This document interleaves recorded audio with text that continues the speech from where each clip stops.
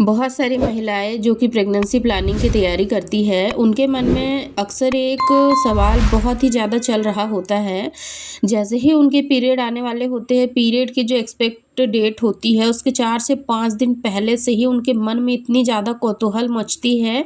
कि मुझे प्रेगनेंसी हुई होगी या नहीं हुई होगी, कहीं मेरे पीरियड तो नहीं आ जाएँगे। और ये जो 1 वीक का टाइम पीरियड होता है, वो इतना ज़्यादा टफ़ होता है उनके लिए कि वो काफ़ी ज़्यादा चिंतित और परेशान होती है। तो आज के इस वीडियो में मैं आप लोगों को कुछ ऐसे साइंटिफिक बेस्ड कुछ ऐसे लक्षणों के बारे में बताऊँगी, जिसको देखकर आप काफ़ी क्लियरली अंदाज़ा लगा पाओगे कि इस महीने आपको वाक़ई प्रेगनेंसी हुई है या फिर आपके पीरियड आने वाले हैं। क्योंकि जितनी भी महिलाएँ बेबी प्लानिंग कर रही होती है और वो काफ़ी ज़्यादा यानी कि अपनी प्रेगनेंसी को लेके यानी कि जिज्ञासुक है कि मुझे इस महीने प्रेगनेंसी हो ही जानी चाहिए, मुझे ये लक्षण दिखाई दे रहा है तो क्या मैं प्रेग्नेंट हूँ, कहीं मेरे पीरियड तो नहीं आ जाएँगे। तो वो महिलाएँ काफ़ी ज़्यादा इंटरनेट पे ये सारी चीज़ों के बारे में जानने के लिए वीडियो सर्च करते रहती है और काफ़ी ज़्यादा परेशान होती रहती है। तो आज के इस वीडियो में मैं कुछ ऐसे प्रमुख लक्षणों के बारे में आप लोगों को बताऊँगी, जो कि सच में जब एक महिला को प्रेगनेंसी होती है तभी दिखाई देते हैं। और पर्सनली मैं अपना एक्सपीरियंस आप लोगों के साथ शेयर करूँ तो मुझे भी ये लक्षण कहीं न कहीं पीरियड मिस होने से पहले ही दिखाई देने लग गए थे। और जैसे आपके मन में क्यूरियोसिटी है, सेम एज़ इट इज़ ऐसे ही मेरे मन में भी क्यूरियोसिटी थी जब मैं भी बेबी प्लानिंग कर रही थी उस वक़्त। तो चलिए आज के इस वीडियो को हम बिना देर करे शुरू करते हैं। देखिए, सबसे पहले तो अगर आपकी पीरियड की जो साइकिल है वो रेगुलर है, तो आपको यहाँ पर समझना है कि आपकी बॉडी आपको कब से साइन और सिम्पटम्स देंगी। क्योंकि आपका जिस तरीके से पीरियड साइकिल होगा उसी तरीके से आपको ये सिम्पटम्स भी आपकी बॉडी में दिखाई देंगे। क्योंकि अगर आपका लेंथी पीरियड साइकिल होगा, यानी कि अगर आपका 40 से 45 दिन के अंदर पीरियड आता है या काफ़ी ज़्यादा इर्रेगुलर आपका पीरियड है, तो फिर अगर आप ये एक्सपेक्ट कर रहे हो कि मेरे पीरियड आने में अभी बहुत टाइम है, यानी कि 10 से 15 दिन का समय है और मुझे सिम्पटम्स दिखाई देने लग जाएँगे, तो ऐसा नहीं होता है। सिम्पटम्स आपको तभी दिखाई देंगे जब आपके शरीर में जो निषेचन की प्रक्रिया है वो सुचारू रूप से कंप्लीट होंगी और जो आपका निषेचित अंडा है वो जाकर आपकी गर्भाशय की दीवार यानी कि बच्चेदानी की परत में चिपकेगा, तभी आपको ये लक्षण दिखाई देंगे, अदरवाइज़ आपको ये लक्षण नहीं दिखाई देंगे। यहाँ तक तो आपको समझ आ गया होगा कि आपको पीरियड को समझना बहुत ही ज़्यादा ज़रूरी है। चलिए अब हम मान के चलते हैं कि अगर आपकी जो पीरियड की साइकिल है वो 28 से 30 दिन के अंदर आती है, यानी कि हर महीने आपका जो पैटर्न है वो यही तरीके से यानी कि रिपीट होता है, 28 से 30 दिन के अंदर आपको पीरियड आते हैं। तो अब आपको यहाँ पर जो प्रेगनेंसी के लक्षण है वो करीब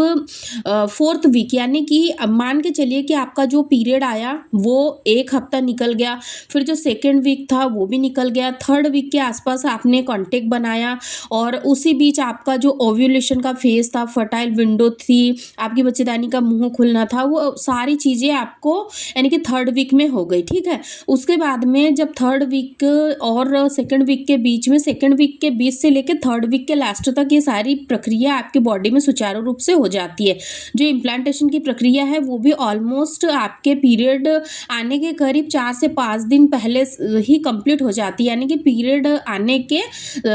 23, 24, 25 दिन के आसपास ये प्रक्रिया हो सकती है। अगर आपका बिल्कुल रेगुलर साइकिल है, 28 दिन का साइकिल है, 14 दिन के आसपास अगर आपका ओव्यूलेशन होता है तो ये इम्प्लांटेशन की प्रक्रिया 21, 22, 23 दिन के आसपास होगी, ठीक है। तो अब यहाँ पर आपको सिम्टम्स कौन कौन से दिखाई देंगे। आपके पीरियड आने में करीब 4 से 5 दिन का समय बचा हुआ है, उससे पहले ही आपको अचानक से जैसे ही सुबह आप सोकर उठोगे तो आपको काफ़ी ज़्यादा मतली सा महसूस होगा, लेकिन आपको उल्टियाँ नहीं आएंगी, केवल जी मचलेगा, बार बार आपके मुंह में सलाइवा आएगा। इसके साथ ही साथ आपका मूड बहुत ज़्यादा स्विंग होगा, यानी कि मूड स्विंग का मतलब कि आपका किसी भी पर्टिकुलर एक काम पे मन नहीं लगेगा, हर वक्त एक अजीब सी बेचैनी आपके मन में रहेंगी और आप बार बार विचलित होगे। और कहीं ना कहीं ये जो लक्षण है वो शुरुआती प्रेगनेंसी को शो करता है। इसी के साथ साथ आप अचानक से महसूस करोगे कि आपके जो ब्रेस्ट है, यानी कि एक ब्रेस्ट में या फिर दोनों, यानी कि एक पर्टिकुलर वन साइडेड आपको हल्का फुल्का सा दर्द हो सकता है, काफ़ी ज़्यादा वहाँ पर जो टेंडरनेस है वो महसूस हो सकती है, जो आपके ब्रेस्ट की नसें हैं वो काफ़ी ज़्यादा उभरी उभरी तनी तनी सी आपको महसूस हो सकती है। ये शुरुआती प्रेगनेंसी को दर्शाता है। ज़रूरी नहीं कि दोनों ब्रेस्ट में चेंजेस हो, केवल कई बार महिलाओं को एक ब्रेस्ट में भी परिवर्तन नज़र आता है, ठीक है। इसके साथ ही साथ अभी बारिश लग गई है, आपको पता है कि बारिश में वैसे भी हम पानी कम पिए चाहे ज़्यादा पिए, कई महिलाओं को यूरिनेशन की समस्या काफ़ी ज़्यादा रहती है ना। ठीक है, ऐसे ही गर्मियों में भी काफ़ी ज़्यादा यूरिन की समस्या होती है महिलाओं को, ऐसे ही बारिश के समय मौसम में भी काफ़ी ज़्यादा यूरिन की फ्रिक्वेंसी महिलाओं को बढ़ जाती है। अगर आप पानी नहीं पी रहे हो और बिना पानी पिए ही आपको हर 10 से 15 मिनट के अंदर यूरिन जाने की समस्या हो रही है, बार-बार आप यूरिन जा रहे हो और आपको हल्की-सी यूरिन आ रही है, ना कि कंटिन्यू, क्योंकि कई बार क्या होता है, आपको पता है कि यूरिन को बनने में भी समय लगता है और जब प्रेगनेंसी कंसीव हो जाती है तब यूरिनेशन की फ्रीक्वेंसी है वो काफ़ी हद तक बढ़ जाती है। इस वजह से महिलाओं को बार-बार यानी कि उनके माइंड को ये सिग्नल पहुँचता है कि हाँ, मुझे यूरिन पास करने के लिए जाना है, लेकिन जब वो जाती है तो उतनी खास यूरिन आती नहीं है। तो अगर ये भी चेंजेस आपके शरीर में दिखाई दे रहा है तो कहीं न कहीं ये प्रेगनेंसी के लक्षण हो सकते हैं। इसी के साथ-साथ आप एक लक्षण नोटिस करिएगा, ख़ास तौर पर अभी यानी कि बारिश के मौसम में ये लक्षण काफ़ी कॉमन है और काफ़ी सारी महिलाओं को दिखाई देता है कि अगर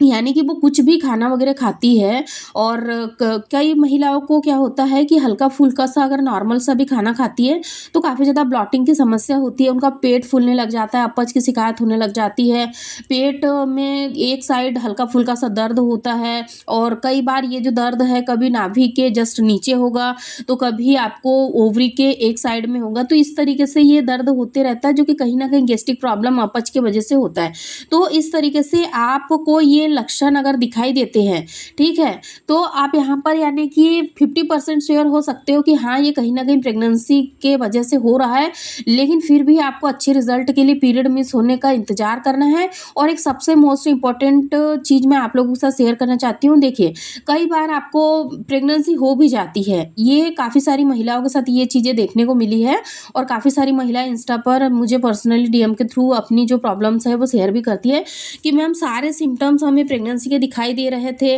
पीरियड आने के करीब 2 से 3 दिन पहले तक तो सब कुछ नॉर्मल था, लेकिन अचानक से फिर हमारे पेट में बहुत तेज़ दर्द हुआ और फिर हमें पीरियड आ गए। तो देखिए डियर, मैं आप लोगों को यहाँ पर एक बात क्लियर कर दूँ, ये कहीं यानी कि आप अगर गूगल भी सर्च करिएगा तो आपको ये चीज़ें ईज़िली वहाँ पे मिल जाएँगी कि जब आप ज़रूरत से ज़्यादा स्ट्रेस लेते हो ना, तो इस वजह से आपकी बॉडी में कार्टिसोल हार्मोन्स काफ़ी तेज़ी से बढ़ने लग जाते हैं और कई बार ये जो स्ट्रेस हार्मोन्स है ना, अगर आप लगातार सोचे जा रहे हो कि मुझे प्रेगनेंसी होगी या नहीं होगी, कहीं पीरियड तो नहीं आ जाएँगे, तो ये चीज़ें कहीं न कहीं आपकी बॉडी को ही हार्म पहुँचाती है और कई बार प्रेगनेंसी होते हुए भी फिर आपको पीरियड आ जाते हैं। इसीलिए जो लास्ट का 1 वीक का जो टाइम पीरियड है ना, इसमें जितना हो सके रिलैक्स रहिए। अगर आपका मन काफ़ी ज़्यादा विचलित हो रहा है, तो इसको थोड़ा-सा डाइवर्ट करने की कोशिश करिए, कुछ अच्छे कामों में अपने आप को व्यस्त करिए, बुक रीडिंग करने में अपने आप को बिज़ी रखिए या अदर जो भी आपको अच्छा लगता है वो काम करिए, ड्राइंग करिए, पेंटिंग करिए या फिर अगर आपको काफ़ी ज़्यादा यानी कि म्यूज़िक वगैरह सुनने का शौक है,